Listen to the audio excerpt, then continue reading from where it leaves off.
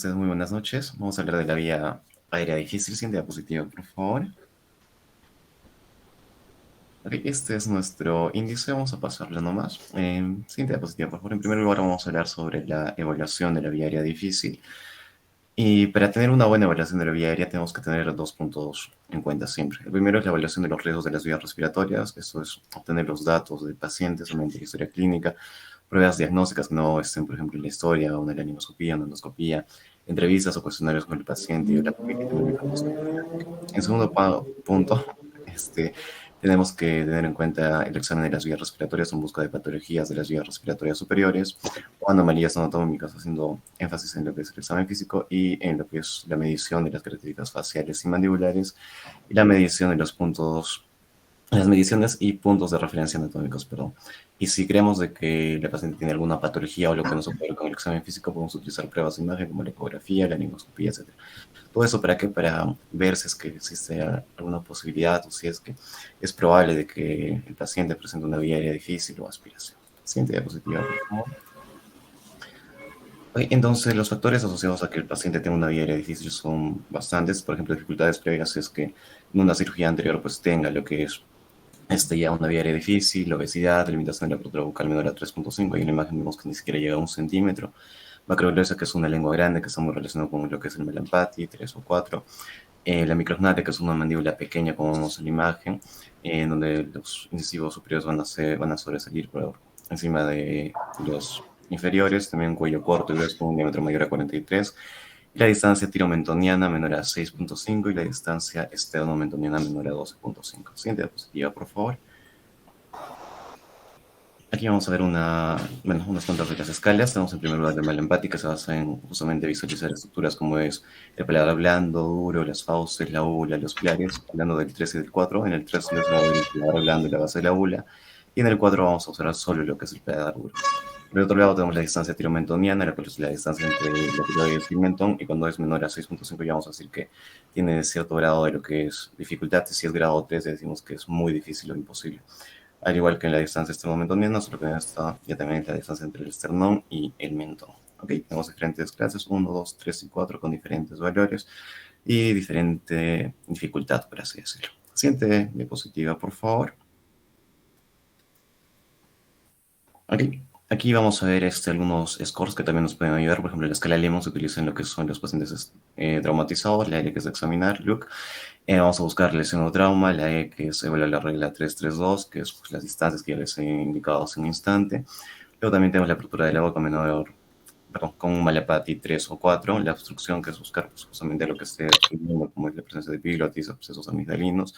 Y el último ítem que es la movilidad del cuello, que es que el paciente presenta un collarín, posibilidad de extensión del cuello, y 3 o más ítems positivos nos dicen que es una vía aérea difícil. Y por último tenemos el Macoche Score, que este es más que todo para el paciente crítico, en donde vamos a tener pues, diferentes ítems como es melampatía 3 o 4, síndrome de la apnea obstructiva del sueño, la disminución de la movilidad cervical, limitación de la apertura de la boca menor a 3 centímetros, Glasgow menor a 8, una hipoxia severa con una saturación menor a 80, y si es que no hay personal de anestesista, pues no en ese momento.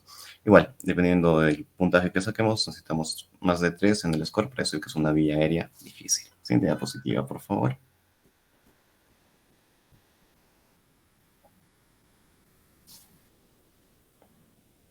Bien, en cuanto a lo que viene a ser la preparación para el manejo de la vía aérea difícil, siguiente, mencionaremos 4 puntos importantes, ¿no? El hecho de asegurarnos de que tengamos y haya disponibilidad de un equipo de gestión en el caso de la vía aérea, en lo que viene a ser la sala.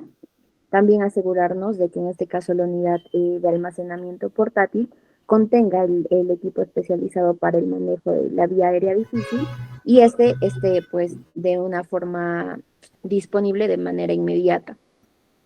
También es importante asegurarnos de que en este caso la monitorización vaya de acuerdo a las normas de la ASA para que en este caso esta monitorización básica de la anestesia sea inmediatamente antes, durante y después.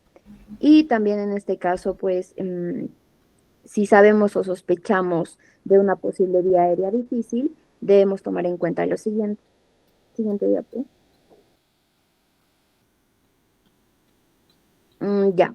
Debemos asegurarnos de que la persona cualificada presente o disponible para ayudar cuando sea necesario, también informar al paciente de los riesgos y procedimientos especiales relacionados con un manejo de vía aérea difícil, si fuera el caso, y colocar en este caso pues al paciente en una posición adecuada, en este caso administrarle el oxígeno suplementario antes de iniciar el manejo de la vía aérea difícil y seguir administrando el oxígeno suplementario siempre que sea posible durante el proceso incluyendo incluso la extubación.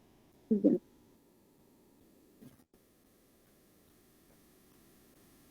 Bueno, a continuación vamos a hablar del manejo anticipado de lo que es la vía aérea difícil. Siguiente diapositiva, por favor. Ya, acá vamos a hablar, si se puede decir así, de 4 aspectos. El primero va a ser tener una estrategia preformulada, en este caso para lo que es el manejo de la vía. Esto lo vamos a desarrollar posterior de mejor manera. Posterior a esto vamos a hablar en caso de lo que vendría a ser un enfoque, si se puede decir así, no invasivo. Tenemos que identificar una secuencia, en este caso preferida, ya sea de dispositivos no invasivos para el manejo de la vía aérea. Acá tenemos que ver, en caso de que se encuentren dificultades con las diferentes técnicas individuales, se pueden realizar técnicas combinadas. También tenemos que tener en cuenta el paso de tiempo, el número de intentos y la saturación de oxígeno, en este caso de nuestro paciente. Tenemos que proporcionar y probar, si se puede decir así, la ventilación con mascarilla después de cada intento y cuando sea posible. Y de hecho tenemos que limitar el número de intentos en caso de intubación traqueal.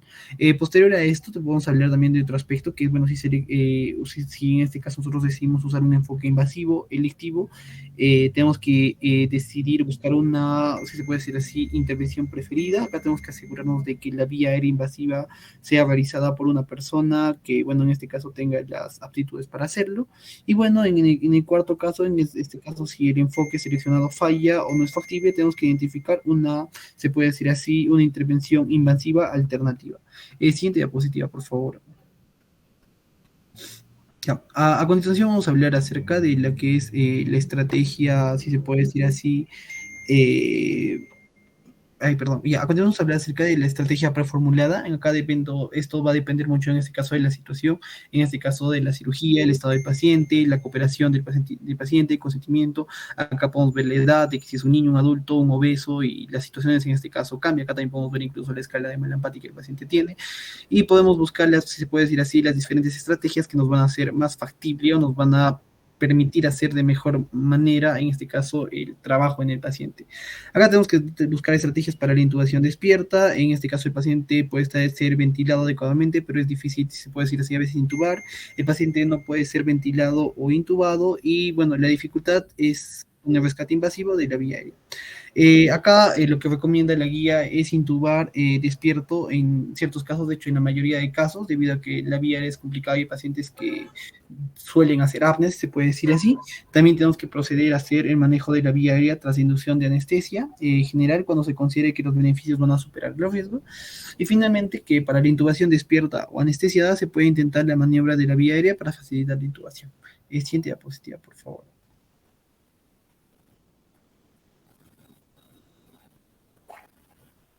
Bueno, ahora vamos a hablar sobre la confirmación de la intubación, el manejo de la vía aérea difícil. Siguiente, por favor.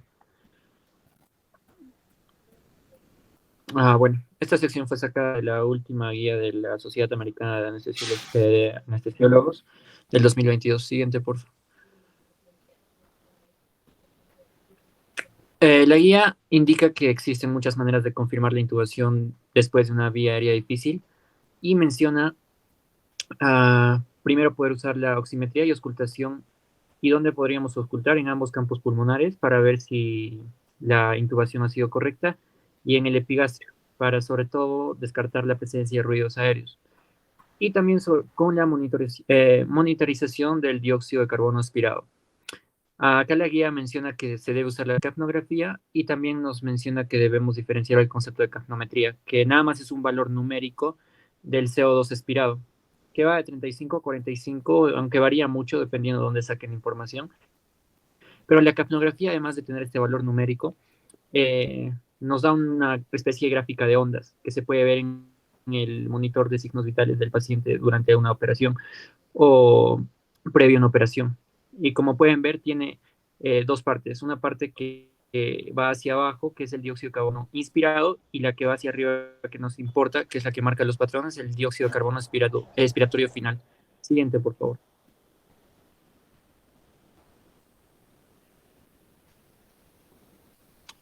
Bueno, y la capnografía tiene muchos beneficios para evaluar la vía aérea difícil.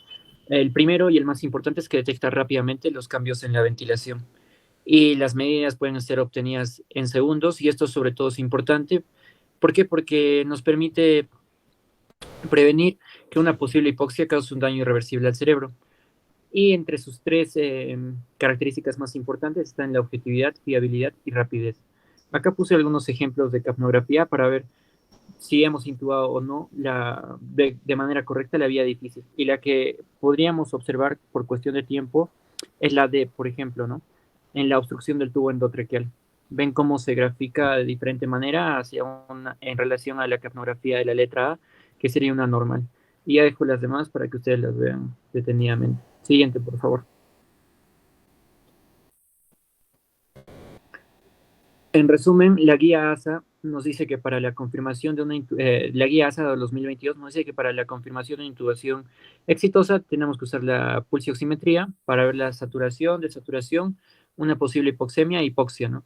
La capnografía, que es lo que más nos va a servir para ver los niveles de CO2 y las hipercapnias, y recordar el concepto de la capnografía versus la capnometría, ¿verdad? Que la capnometría solo es un valor numérico y la capnografía más ondas agregadas.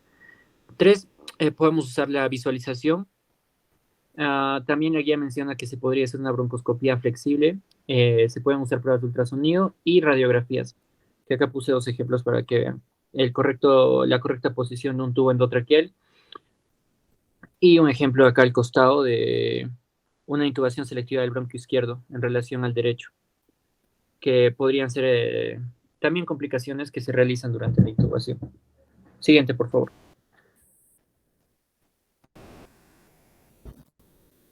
Bueno, continuando con la exposición, vamos a hablar sobre el manejo imprevisto y de emergencia de la vía aérea difícil. Siguiente diapositiva, por favor. Bueno, vamos a utilizar de referencia lo que viene a ser la guía ASA. En este caso, la guía nos recomienda, ¿no? Y tiene seis recomendaciones, el hecho de que se debe pedir ayuda, no se debe optimizar la oxigenación, esto pues para evitar daños colaterales, ¿no? Y cuando sea apropiado, consulte un algoritmo y o ayuda cognitiva.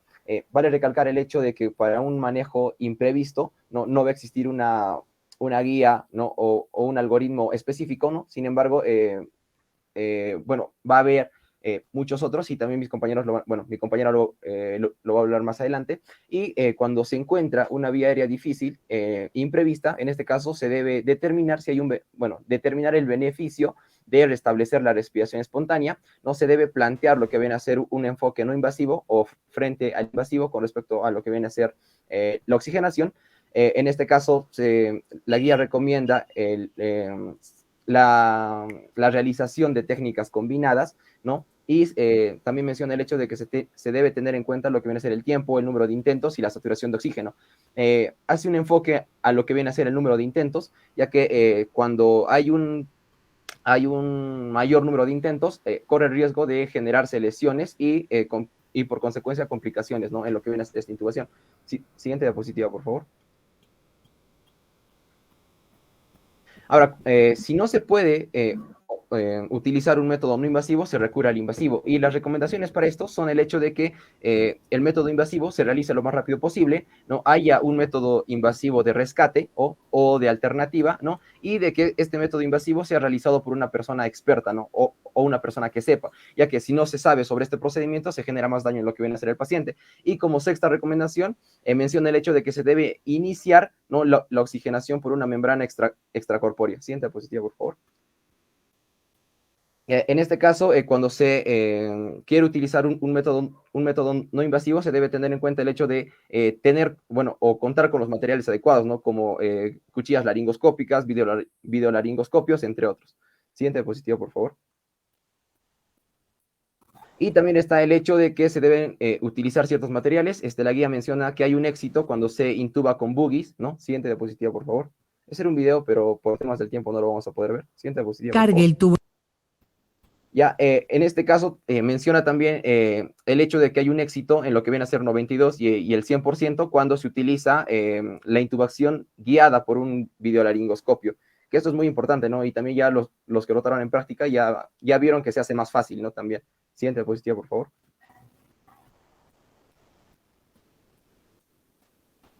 ¿No? Y también está, en este caso, la colocación de una vía aérea supraglótica, ¿no? También, bueno, de la misma forma está el hecho de la utilización de estiletes iluminados después de laringoscopías directas fallidas, ¿no? Siguiente diapositiva. Y también menciona la guía el hecho de que se puede realizar una terapia combinada, ¿no? En lo que viene a ser el uso de las vías aéreas supraglóticas y el estilete iluminado, que en este caso pues va a haber una ventilación satisfactoria en lo que viene a ser el 100%. Y en el caso de que no haya un manejo no invasivo, se recurre al invasivo, ¿no? Esta puede ser pues por una cricotirotomía, una traqueostomía con el paciente despierto y se debe utilizar la ventilación a chorro y la oxigenación extracorpórea, ¿no? Siguiente diapositiva, por favor.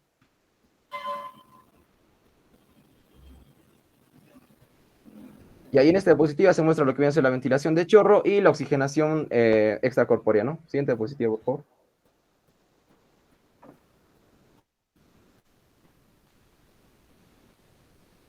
Ya pasando a lo último, acá vamos a tener lo que sería la extubación de la vía aérea y la continuidad del paciente, ¿no? Una vez que ya ha sido extubado. Vamos a tener que para la extubación, primero, ¿no? La persona que lo va a extubar debe de conocer lo que sería el procedimiento de la cirugía que se le va a realizar al paciente o el procedimiento del cual el paciente ha venido y en el cual se ha complicado, ¿no?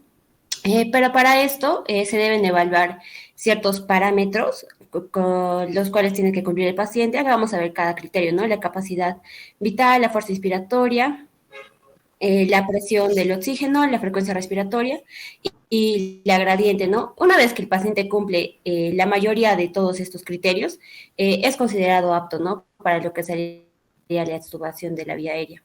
Además de eso, se debe asegurar, ¿no? Que la persona que va a realizar este procedimiento sea una persona capacitada. Como ya lo estaba mencionando mi compañero, es hacer, darle seguridad al paciente, pero se le puede dañar lo que serían algunos tejidos, ¿no?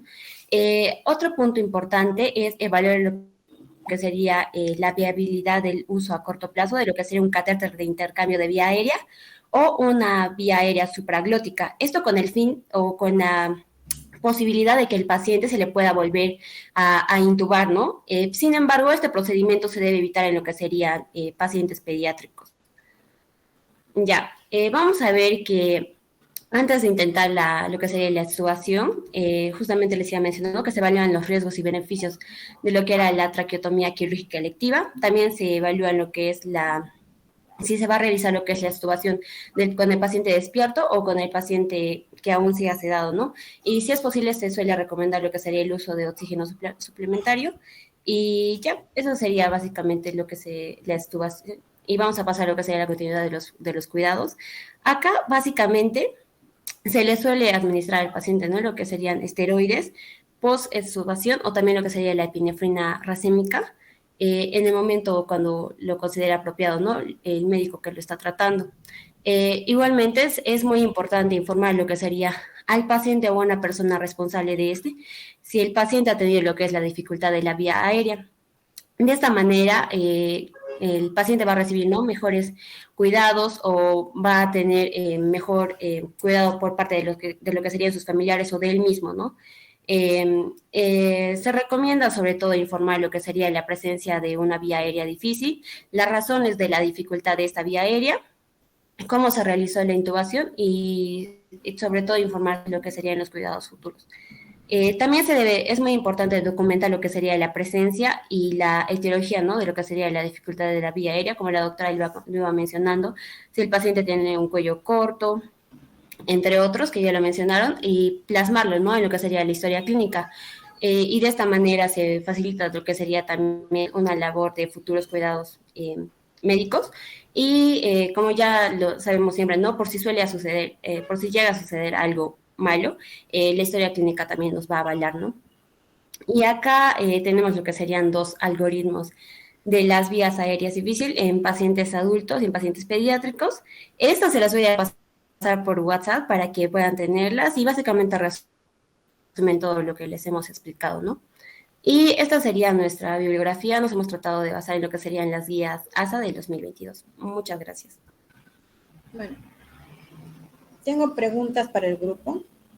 El tema era vía aérea difícil, o sea, debieron enfocarse no tanto cómo se estuvo un paciente, sino cómo yo manejo una vía aérea difícil, en primer lugar, chicos, ¿ok? Preguntas a cualquiera del grupo. ¿Cuál es la definición de una vía aérea difícil?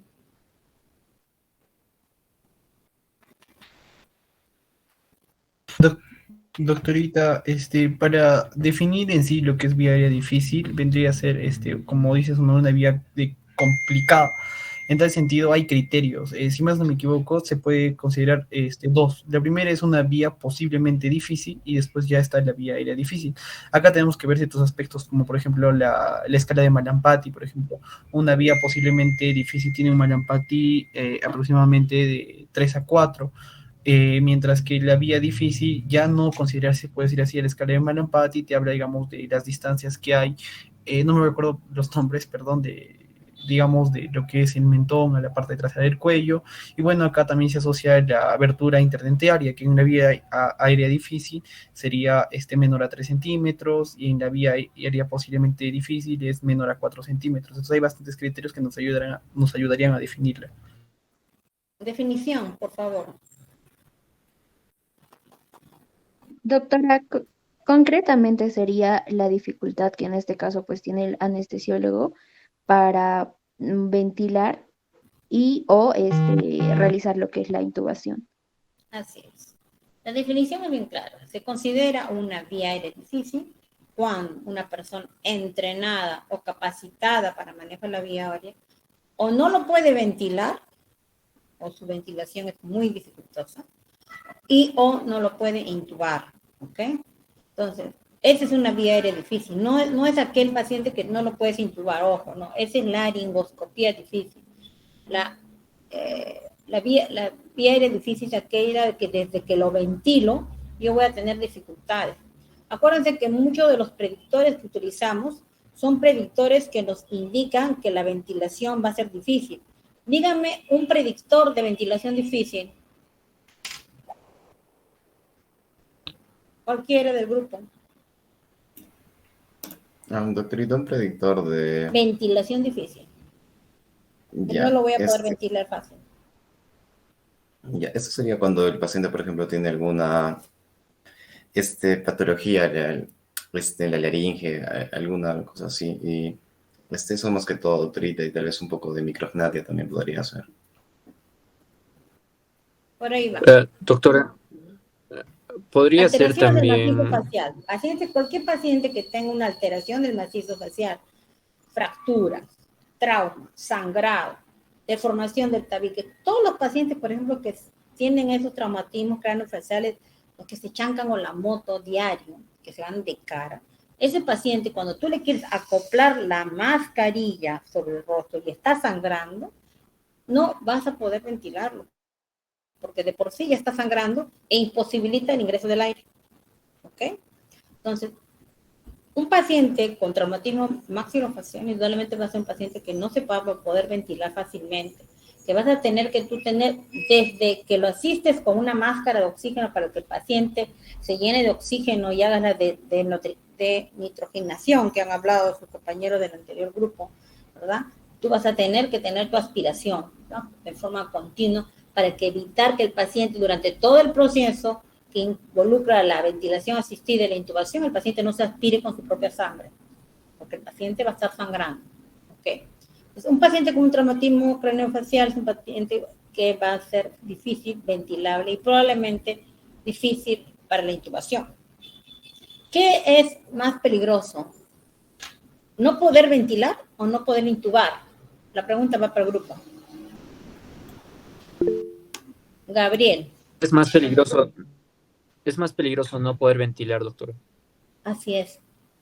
Es más peligroso no ventilar, porque si tú no puedes ventilarlo al paciente, ¿qué significa? Que si cuando el paciente está inconsciente o tú lo has llevado al apnea con las drogas que uno le administra durante la inducción anestésica, el paciente va a estar paralizado. Es decir, el paciente no puede por sí mismo ventilar porque ya le bloqueaste la ventilación propia de él y tú no lo puedes hacer, lo vas a llevar a una hipoxemia al paciente que puede, si no haces, tú en ese momento tomas decisiones vitales que se toman en menos de segundos, de 20 segundos, tú tienes que decidir, si no lo puedo ventilar, me atrevo a intubarlo, llamo a la persona más entrenada en eso, la que tiene más experiencia en manejo de vía aérea difícil, traigo mi coche de vía aérea difícil y hago un intento. Y ahí tengo lo que ustedes han mencionado. ¿Qué es la ventilación en jet, chicos? ¿Para qué sirve?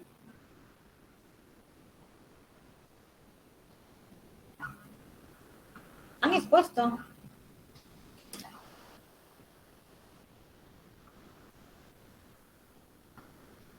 Han hablado sobre la ventilación en jet, la ventilación de alto flujo. ¿Para qué sirve eso?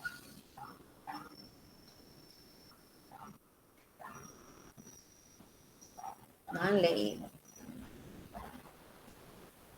La ventilación en jet, lo que han mencionado ustedes en la exposición es, cuando un paciente está en apnea, o sea, porque le has bloqueado todo por tu inducción anestésica, lo has paralizado, para que durante todo el tiempo que dure la maniobra de la laringoscopía, y esta maniobra debe ser menos de 45 segundos en una persona entrenada y para una ventilación e intubación fácil.